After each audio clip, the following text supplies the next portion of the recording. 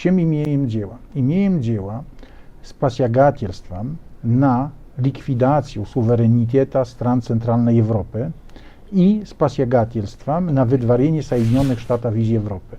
Если бы не второй фактор, первый фактор просто уже сегодня не было бы таких стран, как Эстония, Латвия, Литва, Польша. Тезы ставлю, что, во-первых, все эти страны должны быть благодарны украинскому солдату, который спас суверенитет этих стран. Это во-первых.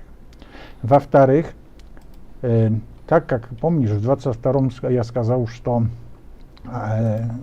украинский солдат сделал Америку великой снова, сейчас можно сказать после Сирии и Россию маленькой. На самом деле то, что произошло, это обвал уже России как сверхдержавы. Она потеряла ключевые рычаги входа на Ближний Восток, на Израиль, на Турцию и на Иран, потому что привлекательность для Ирана сейчас России очень сильно упала. Да? И если смотрим на все эти моменты, получается, что здесь ключевые моменты. И то, что будем наблюдать, мне кажется, ключевой момент, ключевой результат этой войны, думаю, что это будет наказание Германии. Германия будет наказана за эту политику. Последний ее шанс это просто Мерц, да? Как он, просто продолжение этой политики невозможно.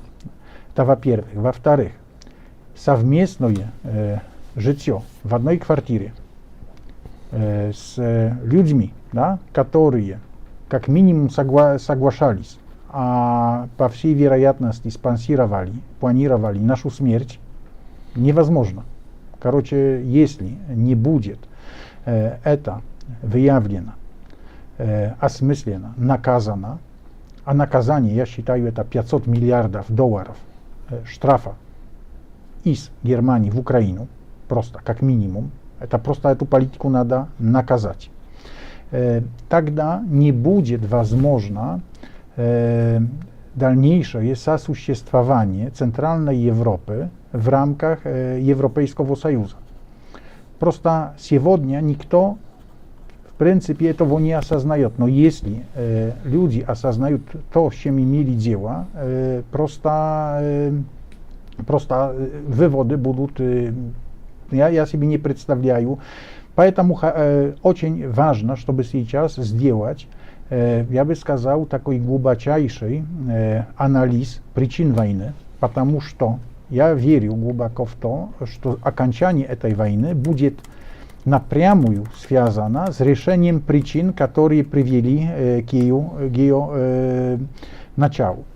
И что хочу еще сказать, что на самом деле последние дни Байдена это сумасшедшая попытка внедрить китайский мир за счет Украины. То, о чем Гордон говорил, да, то, о чем просто пропаганда проигрыша, которая идет.